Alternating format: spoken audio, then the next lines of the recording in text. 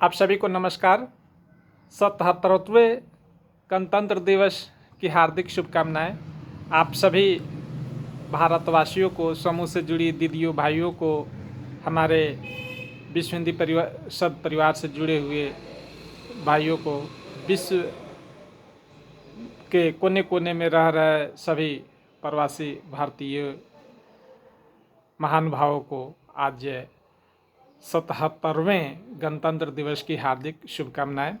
आशा है आप लोग जहाँ भी हैं स्वस्थ होंगे, सुखी होंगे। हम आज भारतीय संविधान की गौरवशाली इतिहास पर थोड़ी सी चर्चा करना चाहेंगे। भारत का संविधान एक ऐसा महत्वपूर्ण दस्तावेज है जो देश के प्रत्येक नागरिकों को समान अधिकार देता है, साथ ही हमारे कर्तव्यों को भी निर्धारित करता है। भारत का संविधान दुनिया का सबसे लंबा लिखित संविधान है, जिसमें 25 भाग, 12 अनुसूचियां और 448 अनुच्छेद है। लिखते समय मूल संविधान में 395 अनुच्छेद, 22 भाग और 12 अनुसूचियां शामिल थी। भारतीय संविधान में स्पष्ट लिखा है कि भारत एक संप्रभुता संपन्न समाजवादी सेकुलर लोकतांत्रिक गणराज्य। संप्रभुता शब्द स्वतंत्र होने के मायने बताता है, तो समाजवादी शब्द को 1976 में हुए 42वें संवैधानिक संशोधन अधिनियम के जरिए प्रस्तावना में जोड़ा गया। पंथ निरपेक्ष या धर्मनिरपेक्ष शब्द भी इसी संशोधन में शामिल किया गया था। लोकतांत्रिक भारत एक स्वतंत्र देश है, जहां लोगों को अपने अनुसार नेता चुनने की स्वतंत्रता दी गई। प्रारूप समिति आज़ादी का गठन आज़ादी के 13 दिन बाद 28 अगस्त 1947 को एक बैठक में निर्णय लिया जाता है कि प्रारूप समिति अस्थायी रूप से संविधान का प्रारूप तैयार करेंगी, और इसके लिए डॉक्टर भीमराव अम्बेडकर को चुना गया, क्योंकि उन्होंने पूरे दुनिया के तमाम संविधानों का बारीकी से अध्ययन किया था और प्रारूप भी तैयार किया था। भारत के संविधान का मसौदा तैयार करने वाली समिति की स्थापना 29 अगस्त 1947 को की गई थी, जिसके अध्यक्ष के तौर पर डॉक्टर भीमराव अम्बेडकर की नियुक्ति की गई, और संविधान सभा के कुल 165 दिनों तक चली बैठक, जिसमें प्रारूप समिति की बैठक 114 दिन तक चली। इसके सदस्य के तौर पर सभा की पहली बैठक सच्चिदानंद सिन्हा जी की अध्यक्षता में 19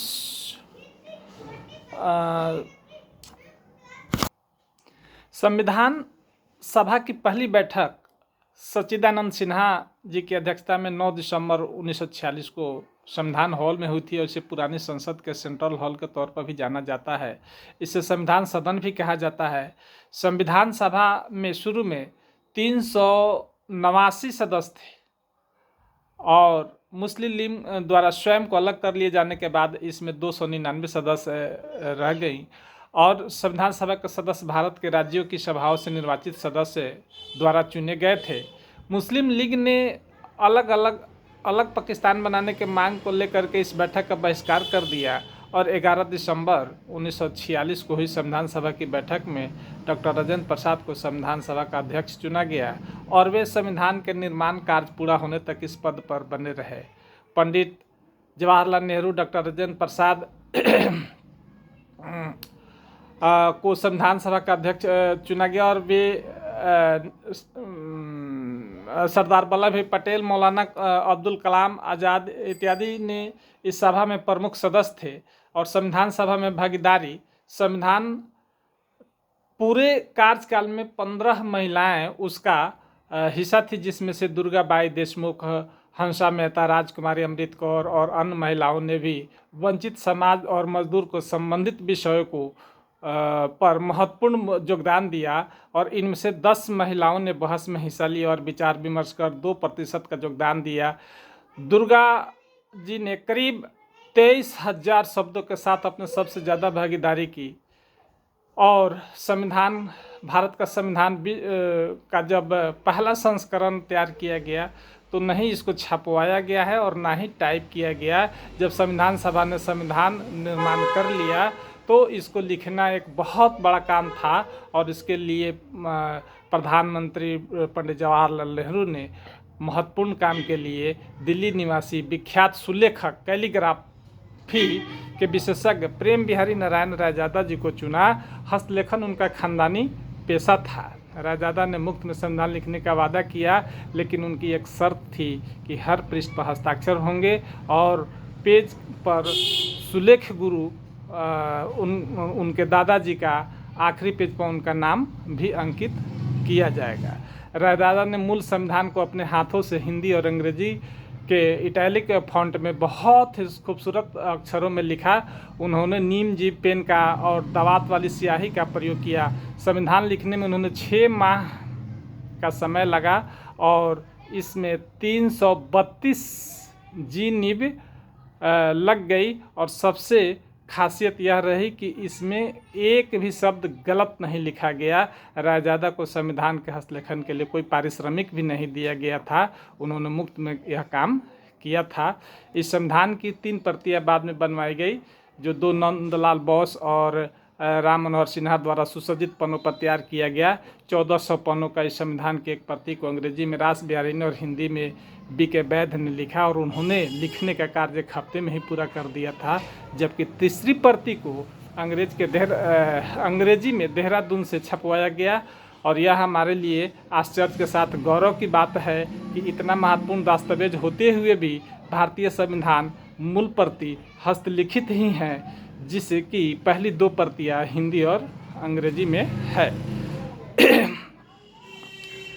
इसको मशहूर शांति निकेतन के कलाकारों ने देश के संविधान को हर पेज को सजाया था और मशहूर चित्रकार आचार्य नंदलाल बोस और उनके सहयोगी ने भारत के संविधान को सजाया था। तब 22 चित्र बनाए गए थे और सभी चित्र 8x13 इंच के आकार में था। पंडित जवाहरलाल नेहरू के आग्रह पर बोस द्वारा 221 पृष्ठों में इस दस्तावेज के सभी 22 भागों में प्रत्येक में एक छोटे छोटे चित्र को सजाया गया।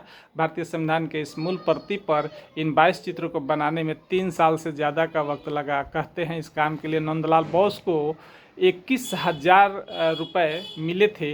उन्होंने जो चित्र बनाया था उसमें मोहनजोदड़ो, वैदिक काल, रामायण, महाभारत, बुद्ध के उपदेश, महावीर के जीवन, मौर्य गुप्त और मुगल काल की झांकी थी। इसके अलावा महात्मा गांधी, सुभाष चंद्र बोस, हिमालय से लेकर समुद्र आदि के चित्र भी है। देखा जाए तो यह चित्र भारतीय इतिहास की विकास यात्रा है। और बोस के शिष्य राम मनोहर सिन्हा ने संविधान के प्रस्तावना पेज को सजाया और संविधान के जो सजे हुए चित्र हम देखते हैं वह संविधान की पहली हस्तलिखित प्रति के चित्र हैं। संविधान की प्रस्तावना सुनहरे बॉर्डर में घेरा गया है। संविधान के मूल प्रति आज भी सुरक्षित है। टाइपिंग या प्रिंटिंग का कोई इस्तेमाल नहीं किया गया और 1000 से अधिक वर्षों तक यह बचे रहने के लिए सूक्ष्मजीवी रोधक चर्म पत्रों पर भारतीय संविधान की पांडुलिपि लिखकर तैयार की गई। और संविधान की बेशकीमती प्रतियों को संसद भवन की लाइब्रेरी के एक कोने में बने स्ट्रांग रूम में सहेज कर रखा गया है, जिसे पढ़ने की इजाज़त किसी को भी नहीं है। संविधान की यह प्रतियां खराब न हो इसके लिए इसे हीलियम गैस से भरे एक बॉक्स में नेफ्थलीन गेंदों के साथ फलालैन के कपड़ों में लपेटकर सुरक्षित रखा गया है। यही कारण है कि हमारे देश का मूल धरोहर हमारे पास आज भी मूल अवस्था में है। हीलियम एक ऐसी अक्रिय गैस है जो संविधान के पन्नों को वातावरण के साथ रासायनिक प्रतिक्रिया करने से रोकती है। और इस प्रकार से इस लंबी यात्रा के बाद 26 नवंबर 1949 को भारतीय संविधान के प्रारूप को संविधान सभा के सामने विश्व का लंबा लिखित इतिहास पेश किया गया। संविधान सभा में इस प्रारूप के कुछ जरूरी संशोधनों के बाद शक्ल दे दी गई, संविधान की शक्ल दे दी गई और इसे प्रत्येक वर्ष 26 नवंबर को हम लोग संविधान दिवस के रूप में मनाते हैं। और 26 जनवरी 1950 को भारत का संविधान लागू कर दिया गया, तभी से हम इस दिन को गणतंत्र दिवस के रूप में मना रहे हैं। और संविधान लागू होने के 2 दिन पहले 24 जनवरी 1950 को संविधान के तीनों प्रतियों पर संविधान सभा के 284 सदस्यों ने हस्ताक्षर किए थे। और 14 अगस्त को 1947 को रात को संविधान सभा की पहली बैठक का आगाज वंदे मातरम के साथ हुआ था और समापन जनगण मन के साथ हुआ था। इसलिए हम लोग वंदे मातरम की रचनाकार महान स्वतंत्रता सेनानी बंकिम चंद्र चट्टोपाध्याय उप बंकिम चंद्र चटर्जी ने की थी। बंगाल के आज़ादी के आंदोलन के दौरान क्रांतिकारियों में जोश भरने के लिए यह गीत गाया जाता था। धीरे धीरे यह गीत बहुत लोकप्रिय हो गया, इसलिए राजपथ आज उसको कर्तव्य पथ कहा जाता है। पर गणतंत्र दिवस समारोह में जनगण मन के साथ वंदे मातरम की भी धुन बजाई जाती है। हर साल 26 जनवरी को गणतंत्र दिवस समारोह की शुरुआत राष्ट्रपति तिरंगा फहरा कर करते हैं। और संविधान निर्माण में आपको बता दें 2 वर्ष 11 महीने 18 दिन का वक्त लगा और इस में कुल 63,96,729 रुपये खर्च हुआ। इसके निर्माण कार्य में कुल 7,635 सूचनाओं पर चर्चा की गई। संविधान सभा की चर्चाओं से प्रदर्शित होता है कि सदस्यों में कितने उत्साह था, सभा की कार्यवाही में भाग लिया और कितने विस्तार से विमर्श किया गया। इसमें हमारे संविधान के निर्माण का आधार बना और सभा के संविधान को तैयार करने के दौरान 11 सत्रों में 165 बैठकें की। सदस्यों ने प्रारूप संविधान के संबंध में अधिकांश संशोधन करीब 2,500 प्रस्ताव पर चर्चा हुई और इसको देखने के लिए 50,000 से अधिक लोगों ने अपनी भागीदारी दिखाई और कार्यवाही को देखा और संविधान रचना के साक्षी बना। संविधान सभा को आम लोगों के हजारों प्रत्यावेदन और याचिकाएं प्राप्त हुई थी। इसके लिए संविधान निर्माण प्रक्रिया में आम लोगों को रुचि और उत्साह का पता चलता है। संविधान सभा में हर प्रांतों के एक सदस्य ने बहस के दौरान औसतन 14,817 शब्द और रियासतों के सदस्यों ने 3,367 शब्द बोले थे। उस समय संविधान के अनुच्छेद में 1,45,000 शब्द लिखे गए थे। देश के पहले प्रधानमंत्री और संविधान सभा के सदस्य जवाहरलाल नेहरू ने 73,804 शब्द बोले। डॉक्टर भीमराव अम्बेडकर ने 2,67,000 से अधिक शब्द बोले थे और इसमें अभी तक 106 बार संशोधन हो चुका है। संविधान में किए गए संशोधनों के जरिए सामाजिक जरूरतों के अनुरूप जनतंत्र और शासन प्रणाली को मजबूती प्रदान करने का प्रयास किए गए हैं। संविधान आज हर वर्ग पंथ के लोगों का न्याय प्रणाली पर भरोसा बढ़ा है। गांधी जी ने कहा था कि अगर अम्बेडकर को संविधान निर्माण का कार्य नहीं सौंपा गया होता तो देश को ऐसा नुकसान होता कि जिसकी भरपाई नहीं हो पाती। हमारा संविधान लगातार विकसित हो रहा है, बदलते समय के साथ लोगों की आशाओं और आकांक्षाओं के अनुरूप बदलने में भी सक्षम है। हमारा संविधान आज के युवाओं और हमारे भारतीयों के लिए और सभी और भी प्रासंगिक हो गया है। आज के युवा में संविधान को लेकर समझ बनानी होगी। युवा के संविधान के प्रति जो निष्ठा पैदा होगी वो हमारे लोकतंत्र को, हमारे संविधान को और हमारे देश को मजबूत करेगी। आज़ादी के इस अमृतकाल में भी यह देश की अहम ज़रूरत है। हम आज बहुत प्रसन्नचित है कि मुझे इस बहाने इस अवसर पर अपने देश के संविधान को गौर से और अच्छे से पढ़ने का, जानने का, समझने का अवसर मिला है। हम आप तमाम लोगों से अनुरोध करेंगे कि आप जितने नियम, कायदे, कानून जानते हैं, अगर उसका हम अनुपालन करते हैं तो निश्चित रूप से हमारा देश आने वाले 2047 तक विकसित भारत बनेगा और हम सब की छोटी छोटी भूमिकाओं से यह बहुत ही विकसित होगा और हमारा आने वाली पीढ़ी के लिए हम यह एक धरोहर के रूप में संजो सकते हैं। इसे बना करके हम जा सकते हैं। संविधान के पूरे भावनाओं को, मूल आत्मा को इसके उद्देशिका में लिखा हुआ है, जिसकी शुरुआत ही होती है हम भारत के लोग, भारत को एक संपूर्ण प्रभुत्व संपन्न पंथ निरपेक्ष समाजवादी धर्मनिरपेक्ष लोकतंत्रात्मक गणराज्य बनाने के लिए तथा उसके समस्त नागरिकों को सामाजिक, राजनीतिक और आर्थिक न्याय दिलाने के लिए उनमें विश्वास, अभिव्यक्ति, विचार और धर्म और उपासना की स्वतंत्रता, प्रतिष्ठा और अवसर की समता प्राप्त कराने वाली